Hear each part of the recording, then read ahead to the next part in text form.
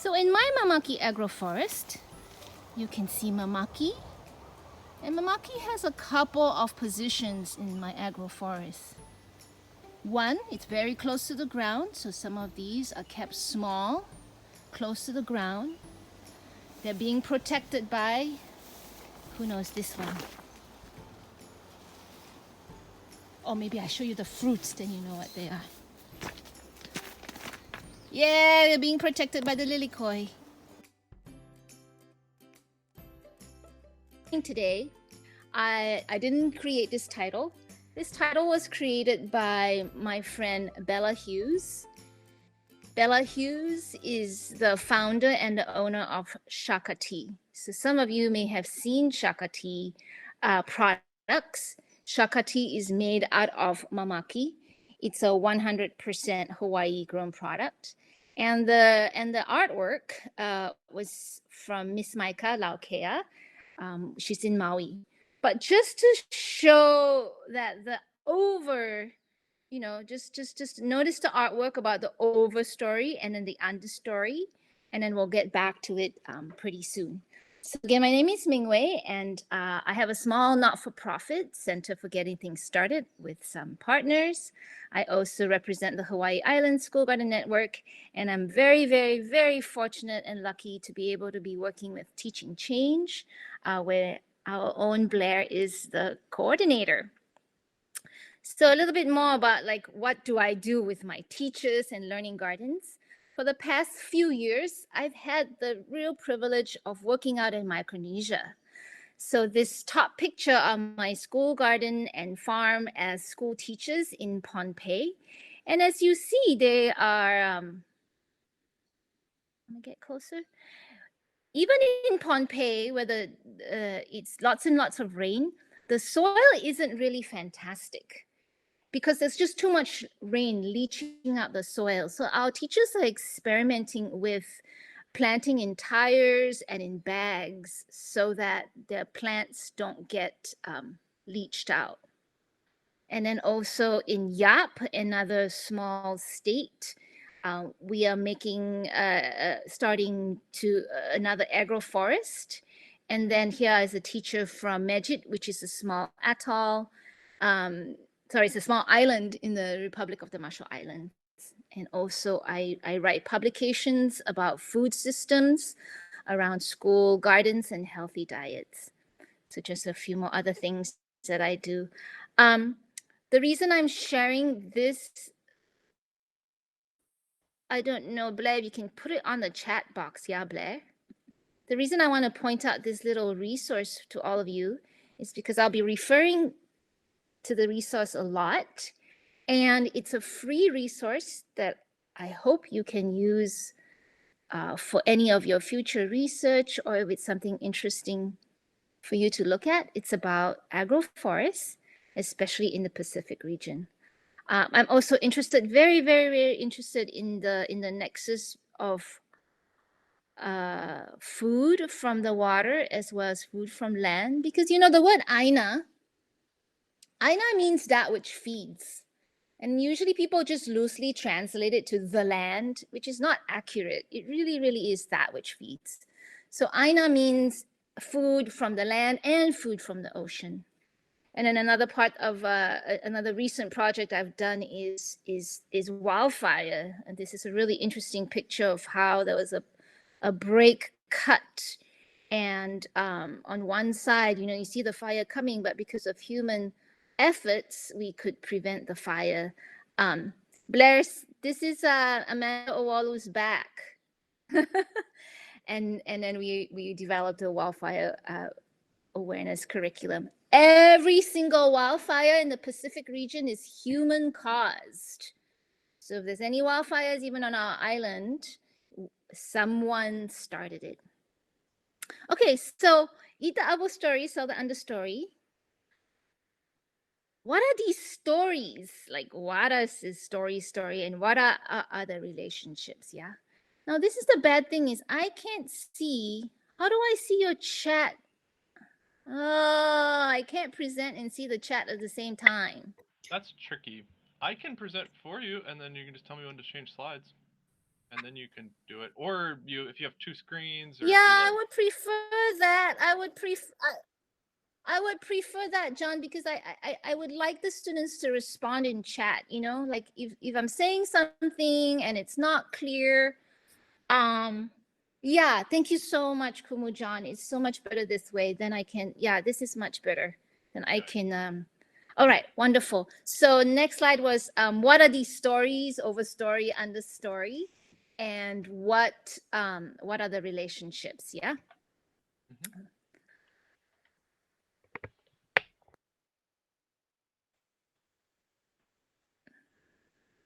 So yeah, John, I don't know if you can advance the slides to, yeah, wonderful. Sorry. I was Fine. doing And then the things. next slide, yeah. All good.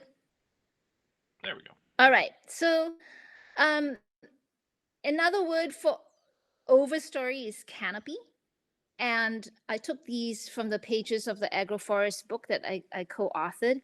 And the reason I'm really focusing on agroforests is because this is what our wonderful big island affords to us, especially down here in Puna and for you in KL.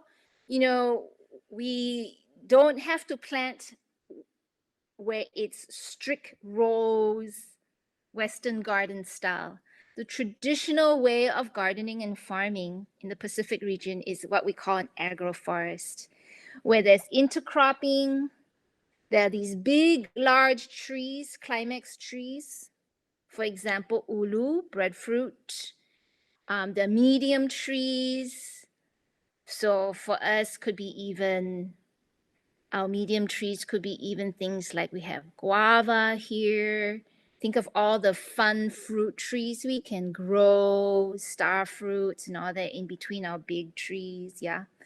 And then there's small shrubs and small trees, like what Blair was saying with māmaki and pigeon peas. And then also there's the herbaceous layer where you can grow things like turmeric, olena, uala, sweet potato, cassava, tapioca, etc., etc., etc. So traditionally, this is how we farmed and how we gardened. Every family or families would get together, and then you think about your ahupua'a system, right? Basically, it's like a whole ahupua'a system, yeah. So that's the stories of the plants and the different layers they interact with each other and they have a relationship. Yeah. Next, please. So I mentioned the layers, so you guys can kind of see the picture, and you know this. I'm sure you have observed this as we're around. So you've got your soil and your roots. You've got your herbaceous plants. You got your shrubs and small trees. Um, you have your medium trees, and then you have your large trees. Right. Thank you, Blair. Absolutely, the shrubs and small trees definitely include Maya, the bananas. Definitely, we can have ava in between the shrubs and the herbaceous layers. So many wonderful plants that we can have. Next, please. And then not only does the agroforest provide just food, the agroforest was like our medicine cabinet. So you can get medicine, definitely fuel for cooking, or even thinking about how you can get oil from coconuts and oil from mac nuts. You can even have those kinds of oil that you can power your engines, your biofuels. Um, the agroforest with a way of intercropping, it's a closed cycle. You're not bringing in outside fertilizer. So by intercropping the right kind of plants with each other, we can add nutrients back to the soil. One of the most wonderful, nutritious trees we have for Hawaii soils is our very own kukui, our own state tree. Ancient kukui forests have provided nitrogen and thick, delicious soil for the other trees that follow it to grow. So we have such an amazing tree in our kukui tree. Yeah, it also gives fuel. Yeah. And then, of course, there's building materials, right? We can build houses and furniture and all that from our agroforest. And those of you who just met Uncle Chad Babayan and learned about navigation, that's where our va'as came from. Our va'as also came from the agroforest. And not only the va'a, in the old days, the sails were made out of lauhala. Another tree that you can find, especially Puna area, when you're driving around near your school, across the street from KL High School, like Oceanside, there's this whole beautiful stretch of lauhala, and there's a variegated kind that's green and yellow at the same time. So again, you can, and then think about the coconut sennet, to make the rope and all that. So the agroforest provides many, many, many resources. Next slide, please. And just in the next slide, just some examples under the medicine. For traditional healing, we call it la'au lapa'au here in Hawaii, but all around the Pacific. Of course, healthy diet, food is medicine, so we can eat nutritious, high quality foods that come from our agroforests and our gardens. There's this picture there, I hope you can see it, of noni, stinky noni, but very, very healthy for you. And then herbal teas like māmaki, so on and so forth. Next slide, please. Great. So, but what does all this agroforest stuff have to do with food systems? Since my talk is about agriculture, food systems, overstory, understory, what does all that have to do with what's going on? Next slide, please. So our local food system is very, very tenuous.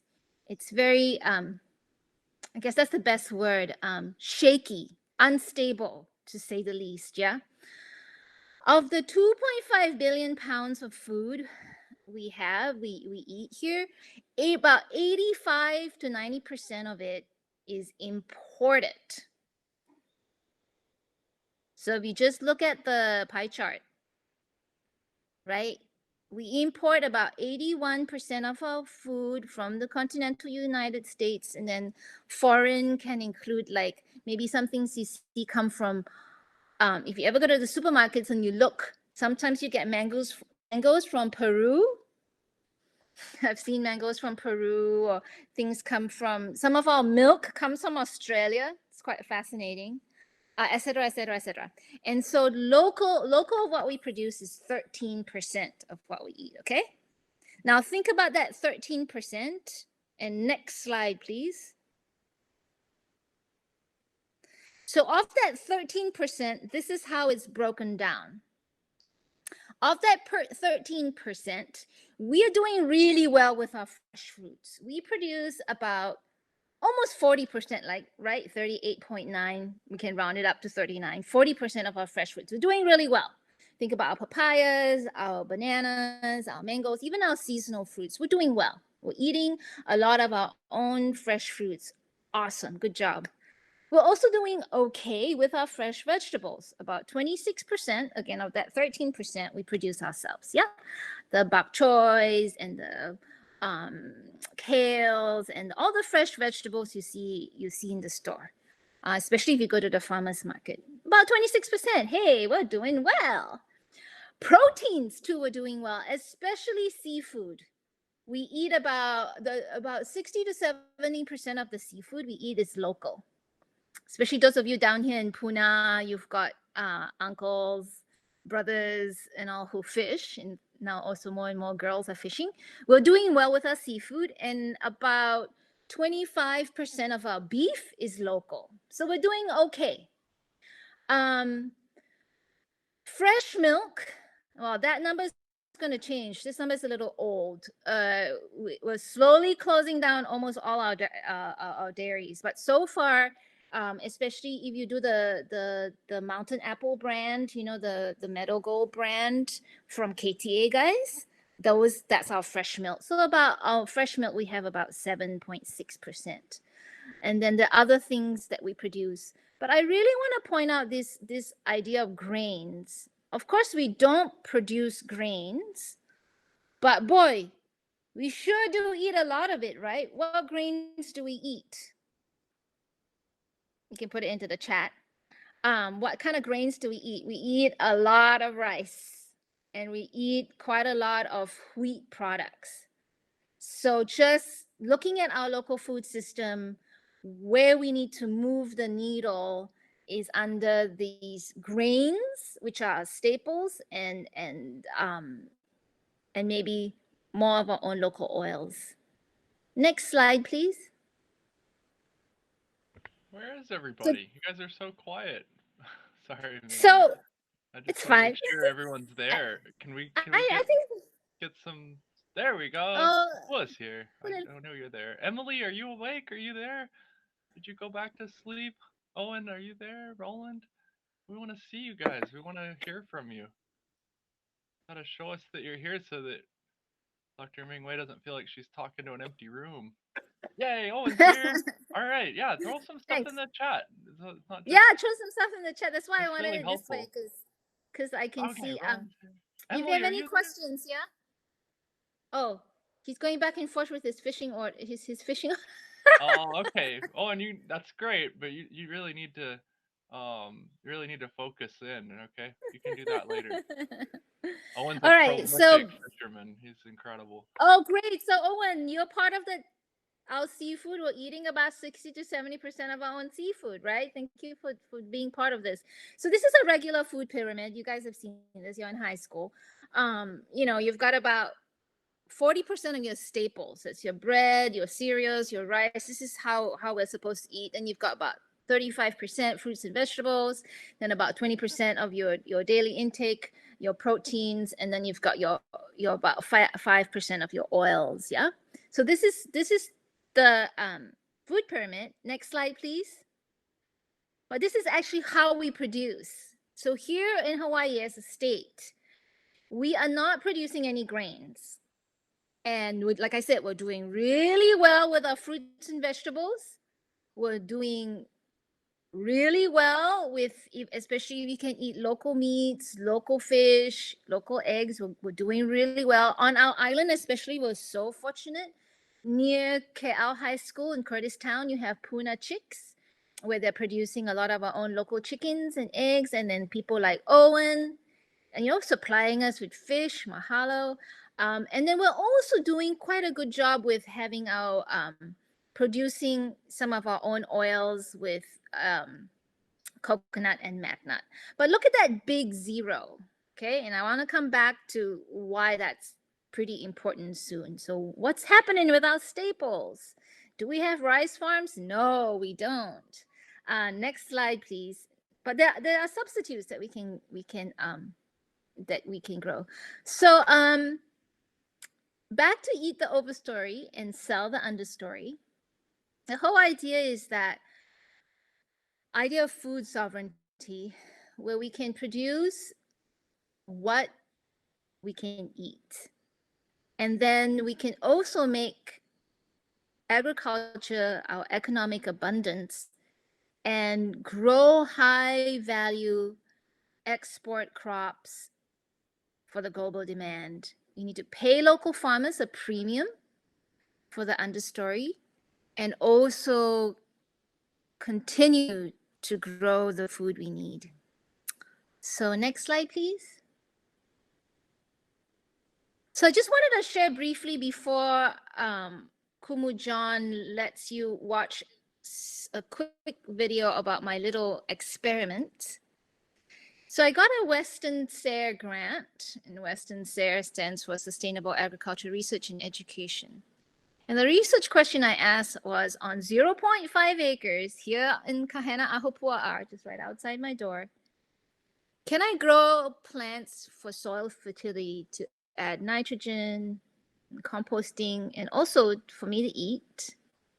And can I make my mortgage, which is $1,200 a month, $1,200 a month, selling this māmaki and moringa on half an acre, right? A small plot.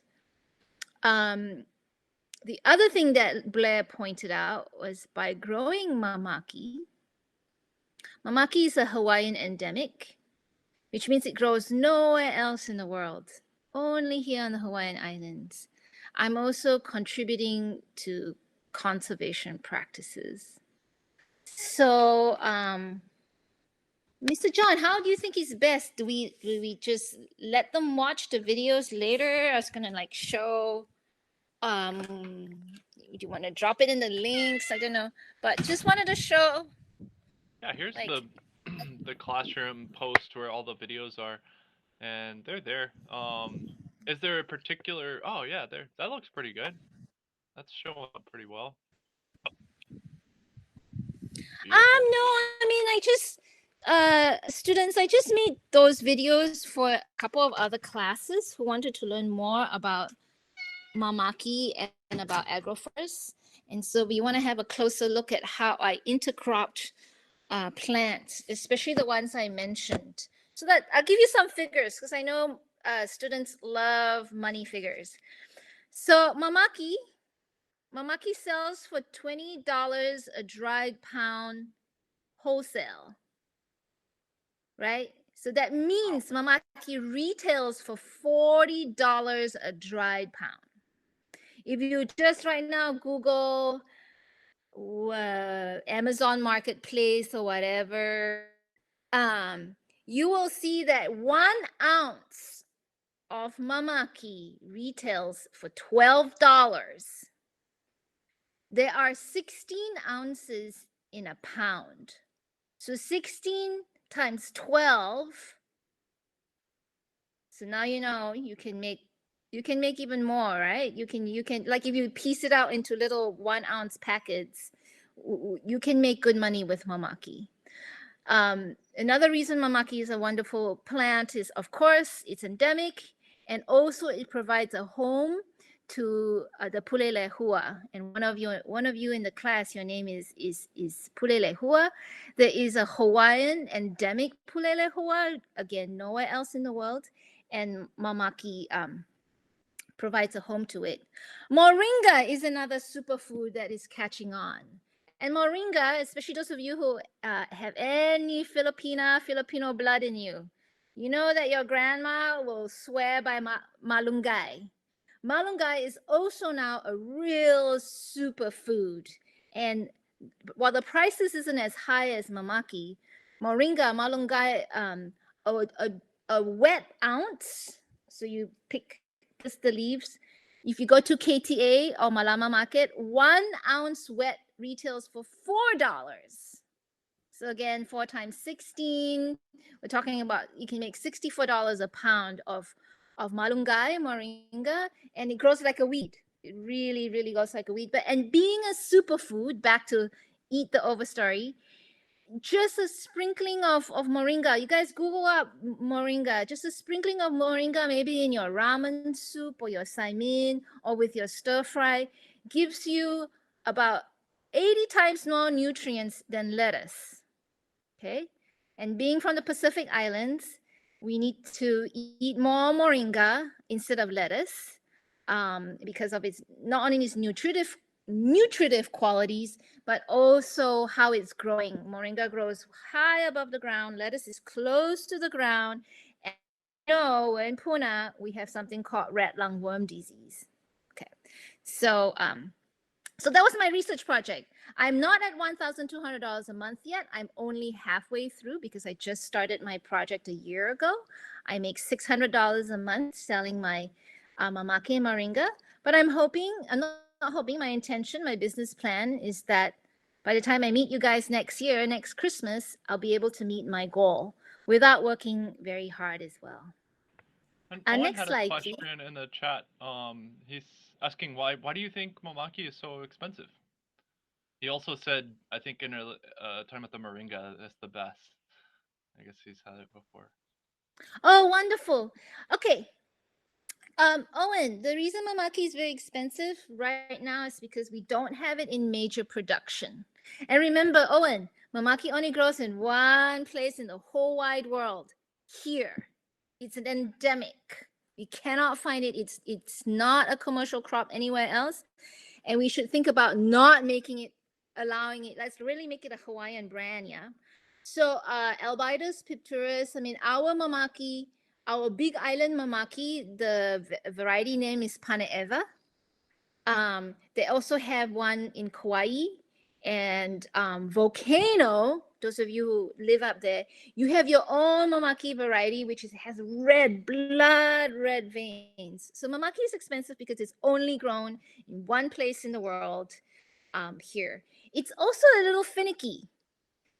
I lost about 10% of my crops when we had this minor drought just a few weeks ago. It needs to have shade, and so it's a bit of it's a very place-based plant. You can't just take mamaki and grow it anywhere else. It likes to have shade. It likes to have water. You don't really see it growing too much on west side. Really, it's mostly growing here on the east side where we have our rains. So I hope, yeah, it's only made here. And so what happens, Owen, just to answer, because you got a business mind. So what we do with our mamakis, we take this mamaki and we make it into tea. Can you Google shaka tea? If everybody see the product they make, right? Okay. So we take that and Shaka Tea, the business. I'm just a farmer. I sell my tea to Shaka Tea. And then they make this ready to drink beverages. And that's how it gets around to the world. Does that make sense? Yeah. Okay. So, Kumu John, can the students type on this slideshow? Should be able to. So, if you guys go to the link that here, I'll find it again. That Miss Blair posted, that should let you do it. It's up a ways. oh, I think I found it. So, students, just to be interactive, if you can get also on the slideshow, let's just see what you come up with, because we've had some ideas from Miss Blair and Kumu John, and now we have Zachary joining us. So whoever wants to, what can you grow and eat in these stories? And you can put the same answers, the same plants that was already mentioned earlier.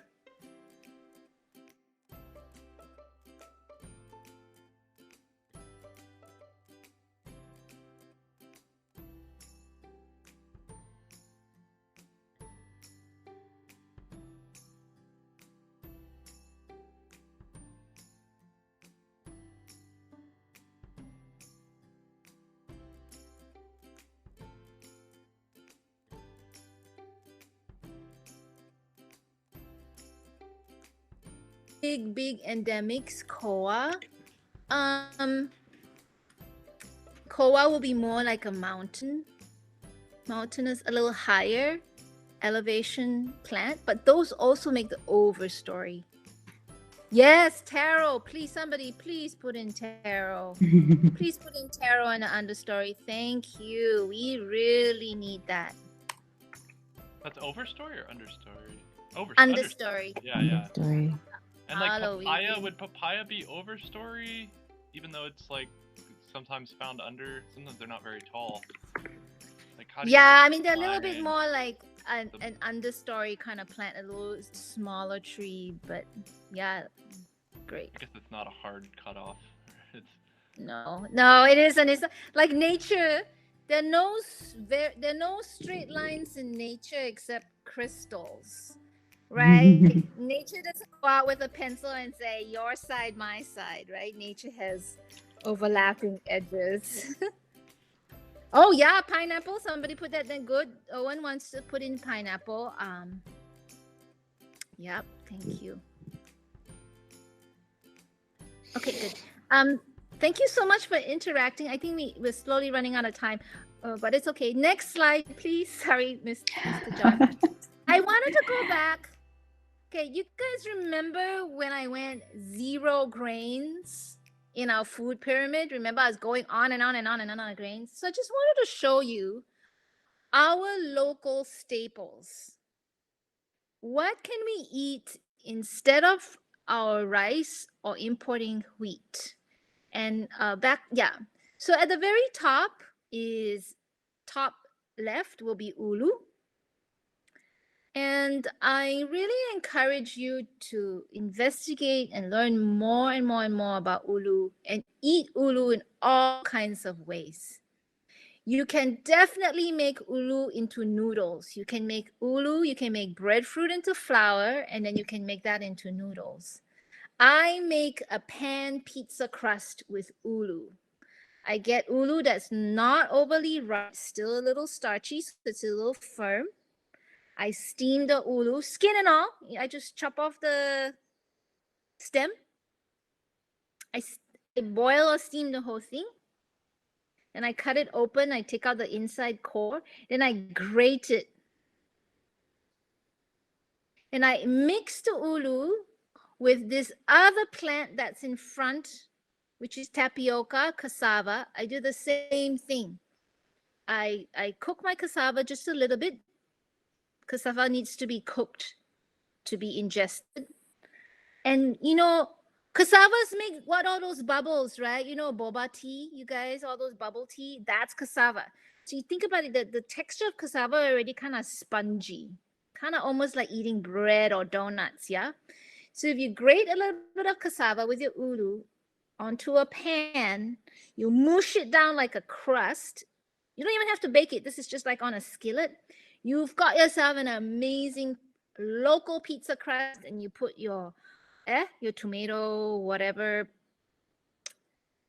paste, and your cheese, your local beef, whatever you want, and you've got yourself a pan pizza. You can make a 100% local pizza using breadfruit and cassava.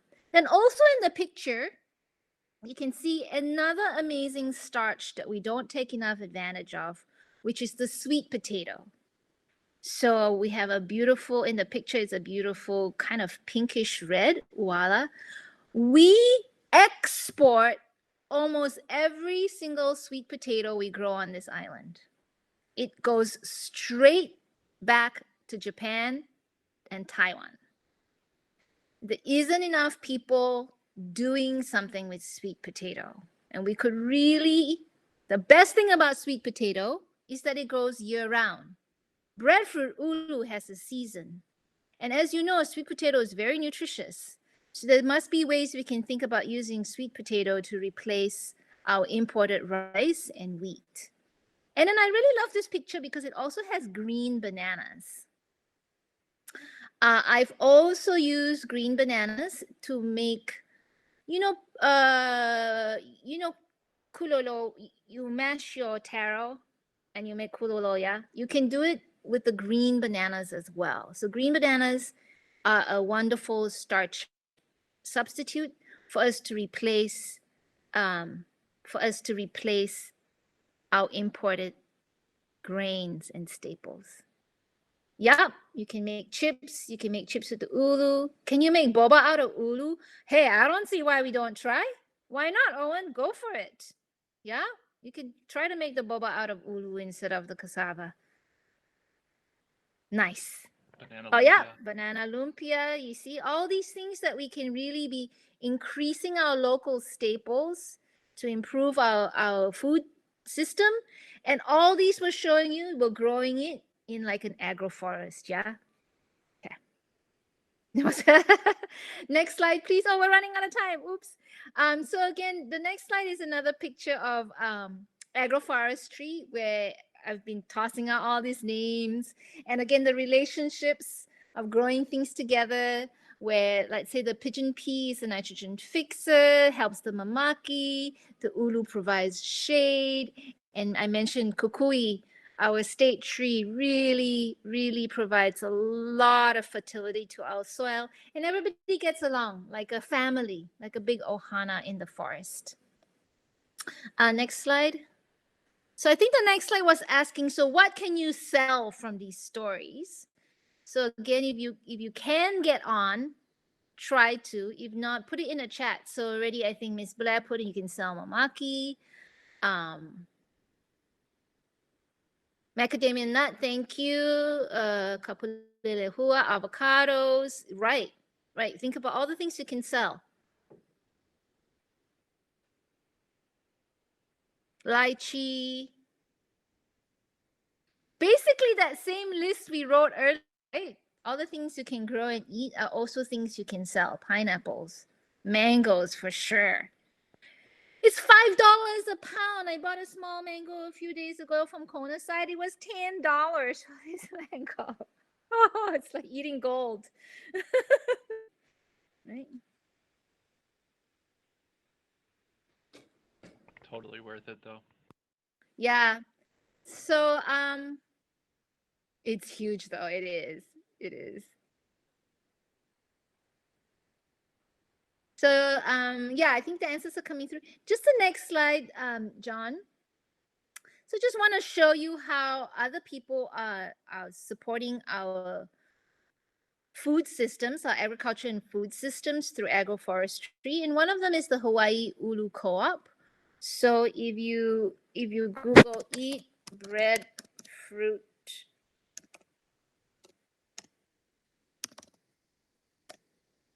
okay, you're gonna have a lot. Thank you, Blair. There are lots of recipes there on Ulu. They may have a boba tea thing, but what is really amazing back as a business, thinking about it as future entrepreneurs, what they do, which is so cool, is that they par cook, so lightly steam all these starches.